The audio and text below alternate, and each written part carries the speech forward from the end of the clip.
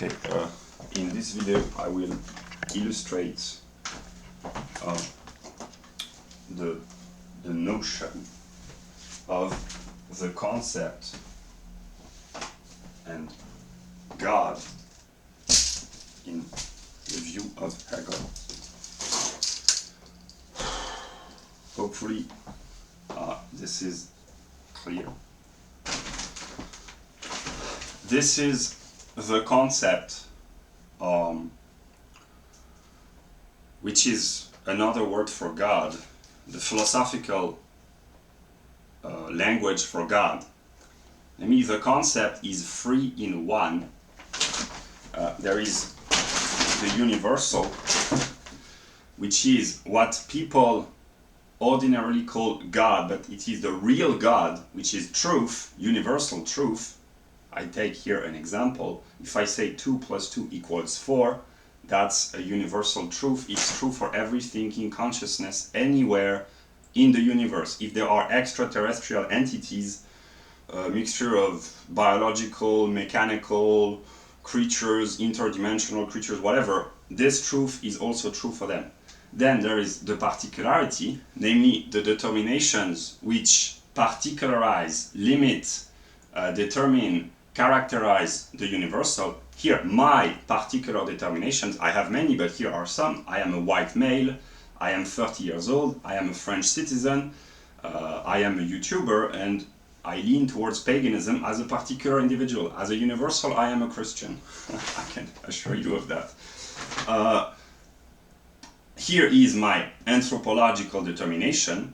Here is my, it's also anthropological in the sense that this is my generation. I am of the generation between the people between 25 and 35. Right? These are the people that I identify as my generation. Let us say it's a quantitative determination. It's arbitrary. I say 25, 35. It could be 26, 34 or 24, 36. It's just to have a broad view.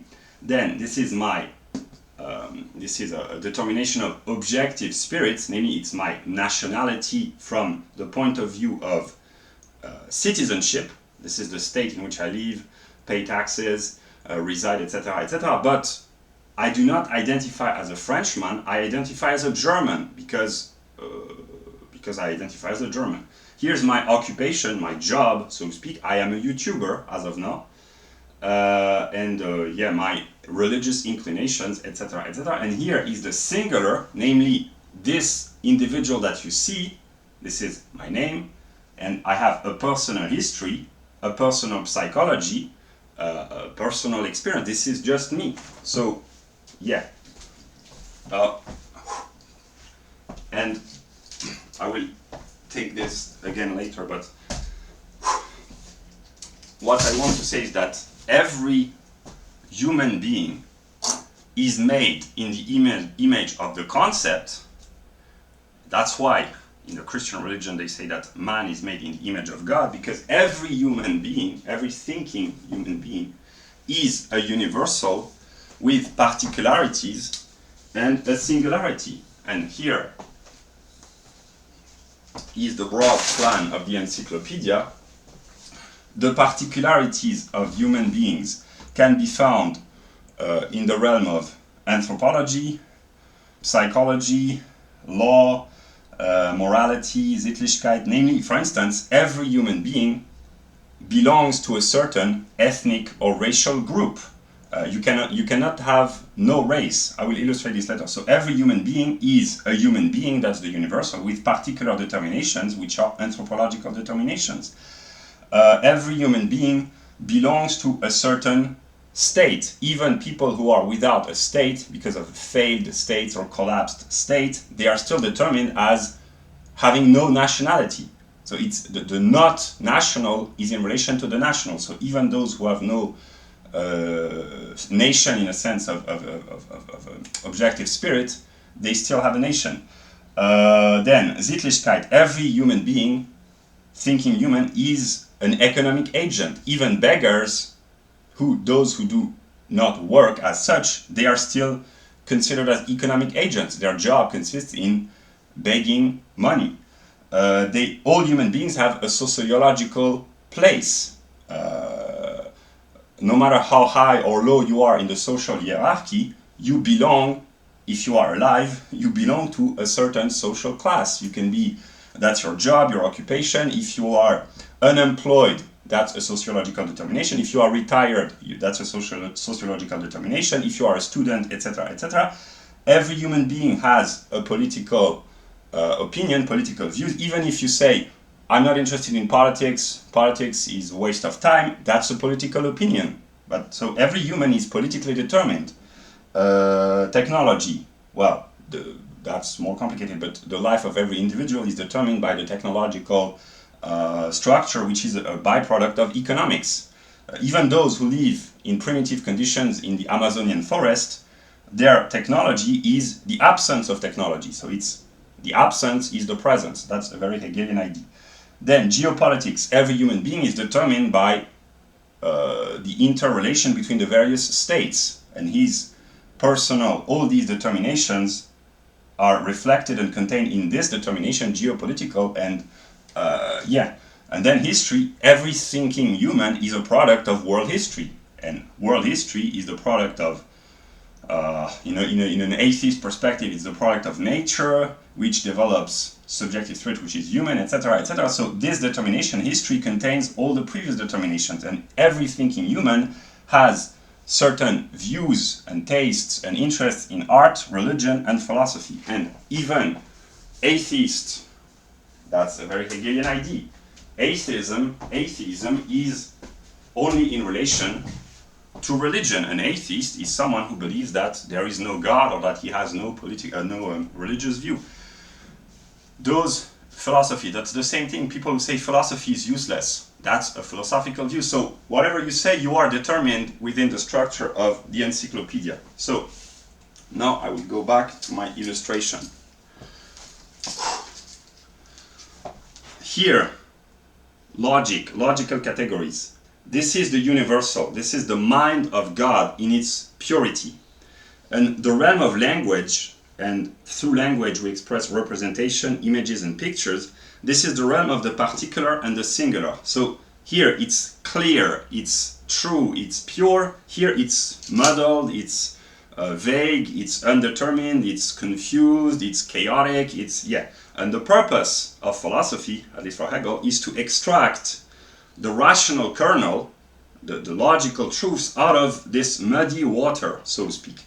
But we are not born as perfect logicians, thinking pure thoughts with the mind of God. If the real God, so to speak, could speak, he would speak broadly the content of this book. And the content of this book has changed over time, so maybe he would change, but broadly he would speak like Dasein ist nicht sein, nicht sein ist anders sein soll Dasein, etc. He would talk like a speculative metaphysician. That would be God in its pure abstraction. But the problem, so to speak, is that the mind of God, that's the Christian illustration, made itself word. The logos means logic, but also speech.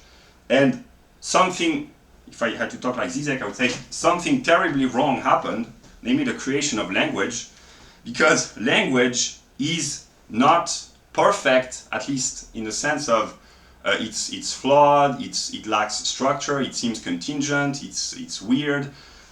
So here's the fault, so to speak. Logic fell into the realm of language and representation and images and pictures, and every human has, through his singular experience of the world, mediated by his particularities, a certain view, a certain vision of what God is. And every human uses language, pictures, representation, images drawn from his singular and particular experience of the world to try to talk about this, about God. Some people say, okay, God is the bearded guy in the sky who watches human. That's images to try to express what God is.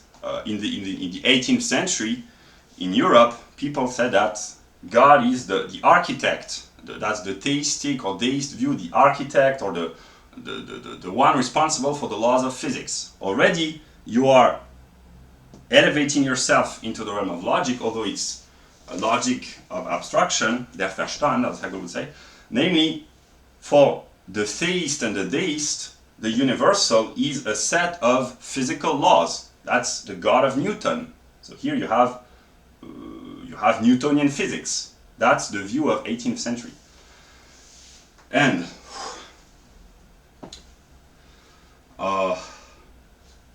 what I am trying to express is that I will comment this. The universal is the realm of unity. Here, in this sphere, everyone agrees, whether they agree or disagree, because there's only one truth, only one God, only one mind, only one being, so eventually everyone has to agree with the universal. The particular. Here are my particularities, but like I said, every human has its own particularities.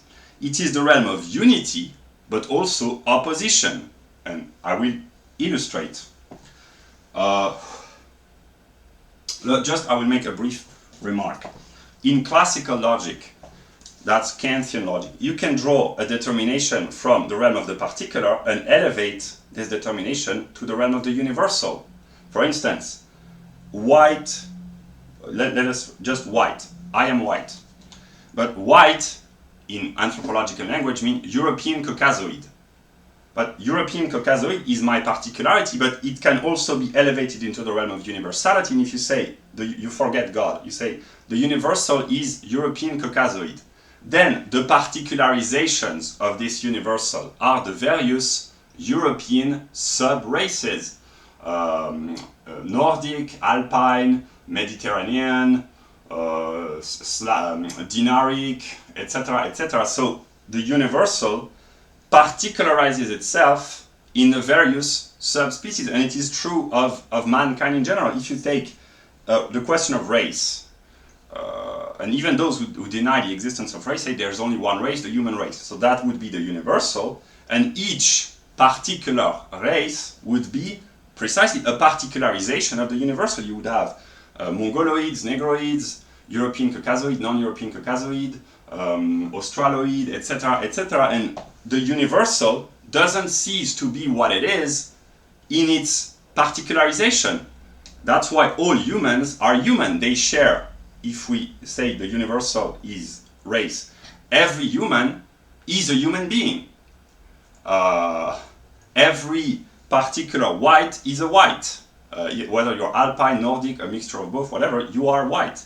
Whether you are a mixture of black African and a Mongoloid Asian, even if you're a mixed race children, you still belong to the human race. And then the difference is, that's when we enter the realm of logic, the differences between the various particularities in the question of race, they are purely quantitative.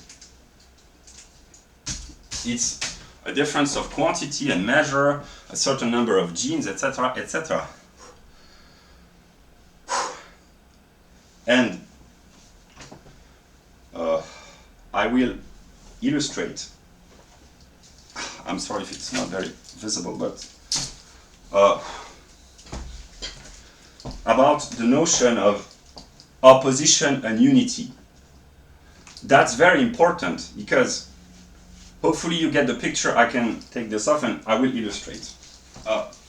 The realm of the particular. The entire idea of Hegel is precisely that the universal does not exist, and here the word exist is important because existence in logic is that which comes out of the ground, and the universal would be the ground, which would be God, and existence would be what comes out of the ground, what separates itself from the ground to access the realm of existence. And in a more determined way, which is in the unfolding of the logical process, it can be translated by saying that it is not the ground which comes into existence, but it is the universal which particularizes itself. Namely, to say that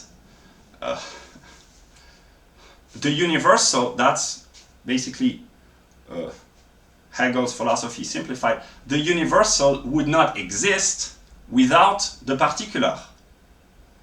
That's why God makes himself man, because God as a pure abstraction precisely is just an abstraction. So the universal particularizes itself, but it doesn't lose its being, its universality, through its limitation. Like a human being, which is in terms of anthropology, which is the abstraction, doesn't cease to be a human being, whether he's black, white, yellow, red, whatever. But, and then I will say, the particular particularizes itself also, and this particularization of the particular is that which we call the singularization. And the singular is another word for what Hegel calls Wirklichkeit, actuality, reality in the real sense. There is Realität, Dasein, Existenz, and then Wirklichkeit, and real reality is Wirklichkeit, and Hegel would say only the singular is wirklich because it is fully determined. The universal lacks determination. If I say a human being, the human race, it has no determination. If I say European Caucasoids, namely the white race, it is much more determined because it is determined in terms of a certain quantitative measure of genes which are reflected in the external appearance, face, skin color, bone structure, tone of voice, and then various determinations, age of sexual puberty, etc., etc. There are many words about this, but the human race does not exist independently of the various particular races, and the various particular races do not exist independently from singular individuals. That's why every human, in terms of pure anthropology, carries within himself, so to speak, a singularity, that's his body, a particularity, these are his anthropological determinations, and a universality, namely that he is human. So, yeah. And the realm of the particular is the realm of unity, because we are, that's a logical determination, we are spontaneously attracted by those who share the same particularities as we do. I will illustrate. But also, it is the realm of opposition. So, I take this drawing again. The singular, in the language of Hegel, is what he calls the negative, because the singular negates all else. As a singular, I am all alone, as a universal also, but as a singular, I am all alone and I am different from every other singular human being. It is only through the mediation of my particularities that I can reach attraction, attachment, unity with others. And I will take a few examples.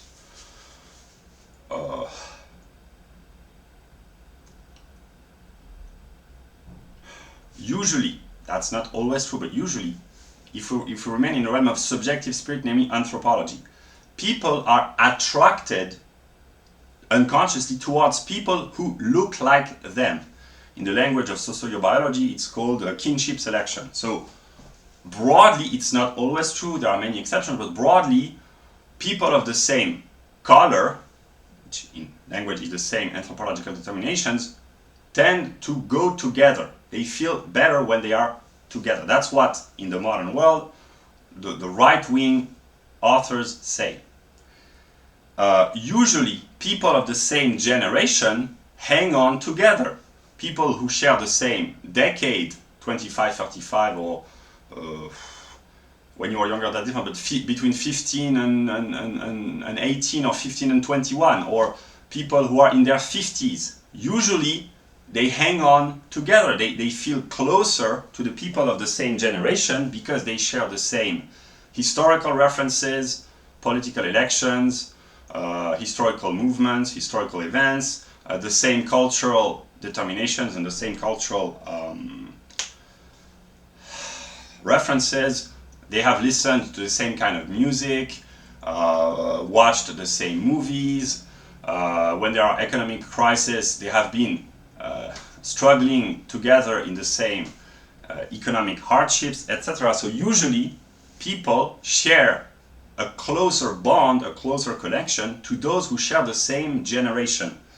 In the realm of objective spirit again, in the realm of economics, usually people identify themselves the most with those who share the same job. Workers in factories, they identify with other workers. That's why there are unions. Bakers, they identify with other bakers. Hairdressers, lawyers, etc., etc. But, or in the realm of religion, Muslims identify with other Muslims, Christians with Christians. I'm not sure that the Buddhists identify with one another, because the real Buddhists believe that there is nothing, so yeah. But opposition and unity. The particularities are the realm of unity. We are attracted by those who share the same particularities, and if you follow this channel, this is the reason why I make so many videos to talk to Apollonian Germ, because he's the one who shared the most particularities with me in the entire world. Because he's a Hegelian, he has studied paganism, he's been on the right-wing path, he's a YouTuber, he's brought it. So that's why I make so many videos about Apollonian Germ, because he and I share the most particularities in common. But here's the trick. The realm of the particularity is also the realm of opposition. It's ambiguous, it's identity and difference. And if you are familiar with Hegel's logic, there can be no identity without difference, because identity is difference and difference is identity. And here I will illustrate.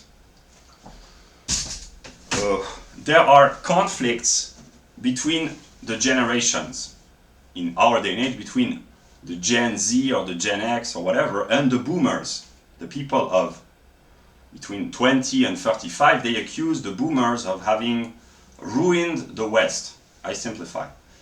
But once you have been in opposition to the generation of your parents or your grandparents, you realize that actually those with which you are in the fiercest opposition are the people who share your own generation.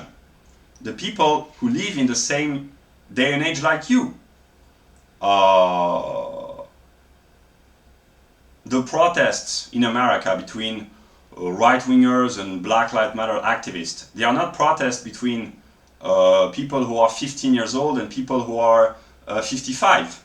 They are protests, most of the time, I simplify, between people of the same generation. Young whites versus young whites. I simplify. In the realm of economics, the workers, in the broadest sense, not the factory workers, they unite, but also they understand that each worker is in fierce competition with the other of the same group for access to job, money and resources. If you are a baker, you feel closer to other bakers because they share the same particularity as a job, they do the same job as you do, but at the same time they are your competitors. So that's ambiguous. You are attracted by them, but at the same time you have to struggle against them, because if they outsmart you, you will go bankrupt. In terms of religion, I don't need to draw a picture, I think. The Muslims, the Shia and the Sunnite, I don't know how you call this in English, Shiite and Sunnite Muslims, they fight one another bitterly. The history of Christianity, Protestants and Catholics, they are united, identical in their particular religion, but there have been the most violent oppositions. And another example. So here, I will illustrate with one example three determinations of logic. Let us take the example of Asians from a Western perspective. Asians, here I talk about an anthropological determination, namely what the anthropologists call the Mongoloids, Japanese, Chinese, Koreans. with Mongolians partly, but the Mongoloids. So Mongoloid is the anthropological determination for what people call Northeast Asians, yellow people in ordinary language.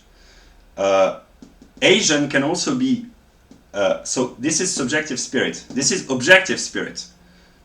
Asians of this realm, in the realm of objective spirit, is Japan, Korea, China, which are determination of objective spirit, namely law. These are states with legislation, with Wirklichkeit, etc., etc. And in the view of Hegel, objective spirit is more real than subjective spirit.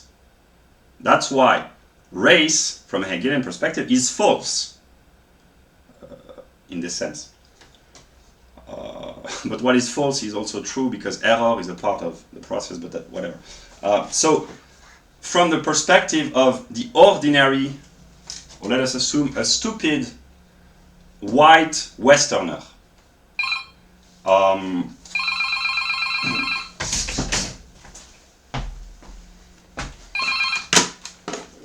the perspective of a stupid white Westerner, he believes that all Asians are the same, basically.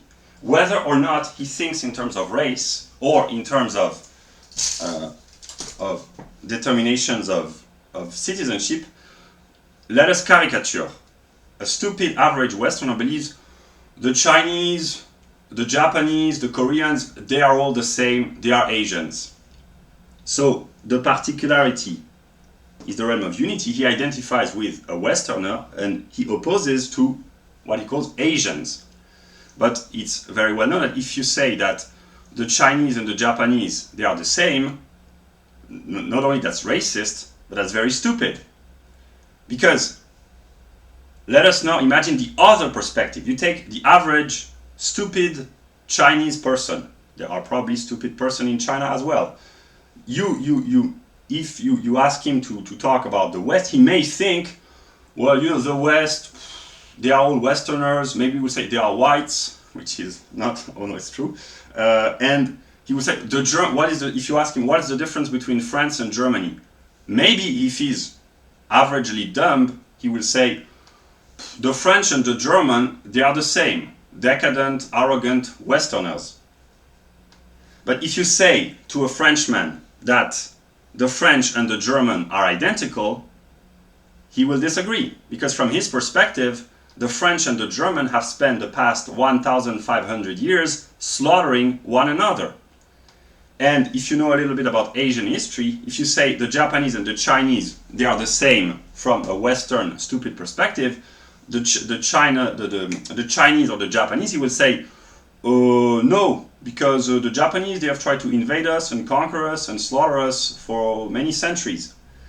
And here I speak as a particular, limited, stupid, white person. For me, I've said this in another video, the Scots and the English, England and Scotland, from my perspective with my limited knowledge, they are kind of the same. But I perfectly know that if you say to the average Scotsman that basically you are an Anglo-Saxon, Adam Smith, David Hume, and the English, they are the same. He will say, no, sorry, I disagree. The English are oppressors. And so what this means is that the closer you get to unity, the closer you get to unity, the closer you get to opposition. Because from my perspective, with my limited knowledge, the Scots and the English, they are the same. The Anglo-Saxons, they are all the same.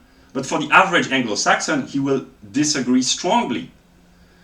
Like if someone says the German and the French, they are identical because basically that's the same border. And no, I will tend to disagree fiercely because precisely I identify as a German and not as a Frenchman. And I will just conclude on this. Here, in the realm of anthropology, the determinations of purely anthropology, they are quantitative determination, namely a certain measure of genes, the difference between a Scot and an English in the realm of pure anthropology is quantitative. They are very much alike, but they differ slightly quantitatively. But then, in the realm of essence, this is the opposition between identity and difference. They are identical, but nonetheless different. And in the sphere of the concept, it is not a quantitative determinacy. It is not a Reflexionsbestimmung of identity and difference, or opposition, or positive and negative. It is the realm of the concept, namely the universal, which particularizes itself. So, yeah.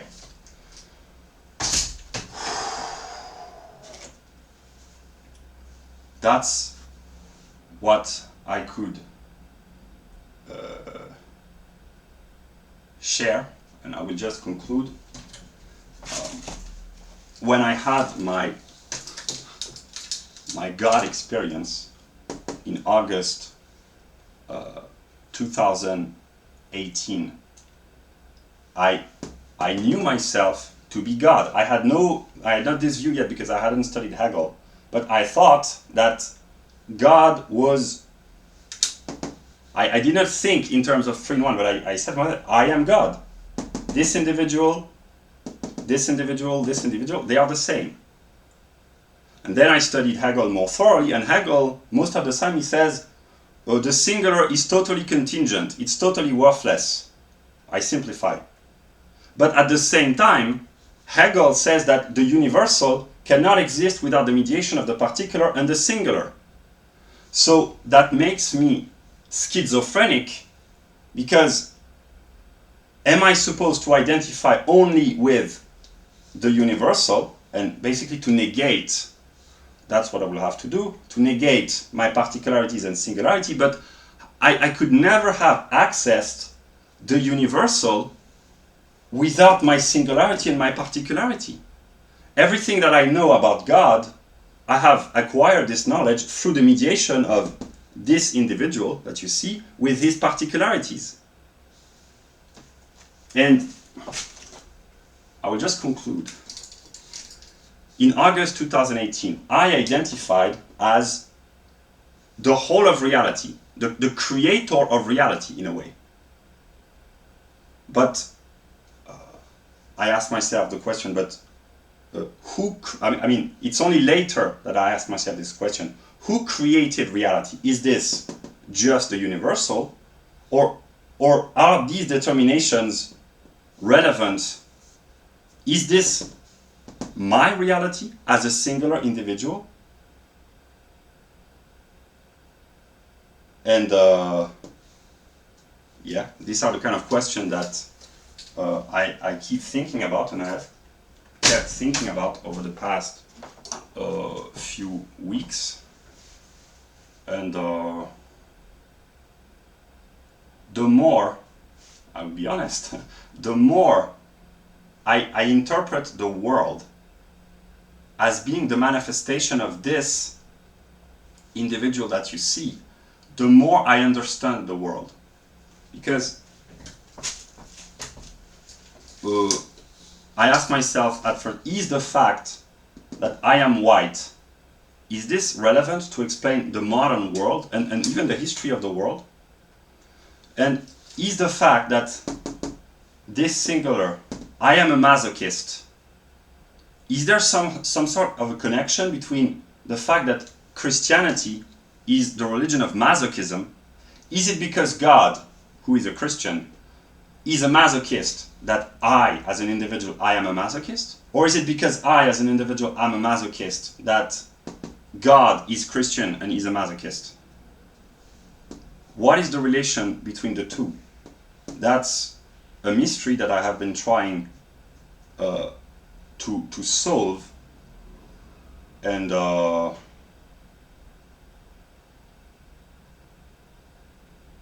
more I read Hegel, the more I understand that the universal cannot exist without the particular and the singular. And there are conflicts here, there, and there. So I am a conflicted being, a conflicted concept.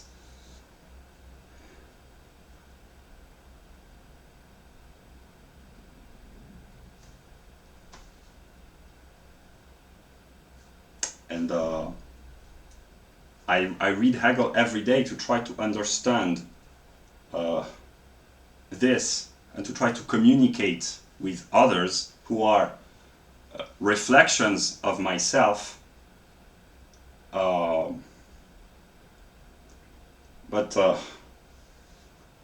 the problem is that my vision of the universal is limited as an empirical individual by these perspectives.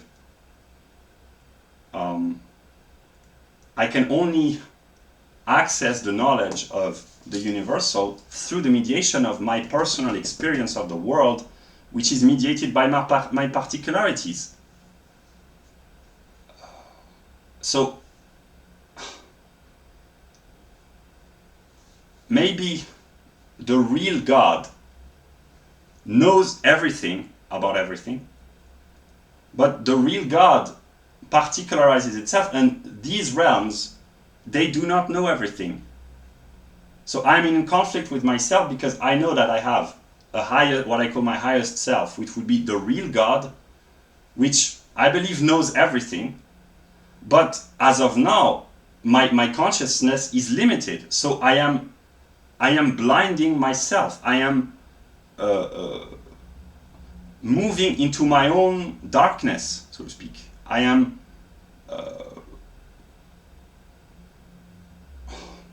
I don't know how to express this. Precisely because I don't know how to express this.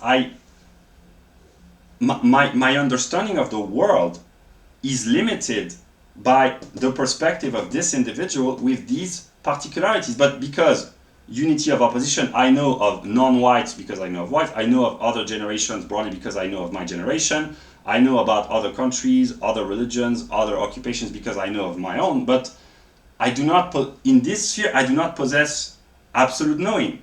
Maybe in this sphere I do, and here is where the conflict comes from, because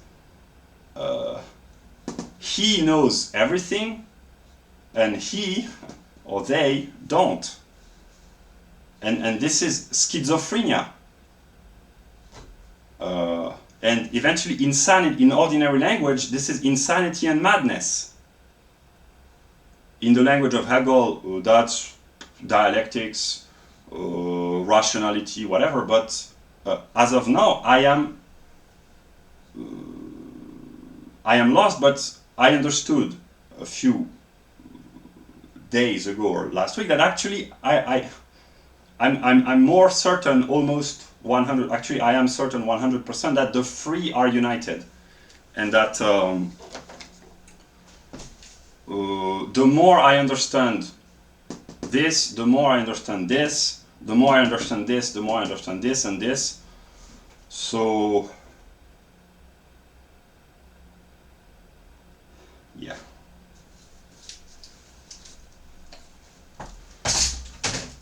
This is difficult, but I can only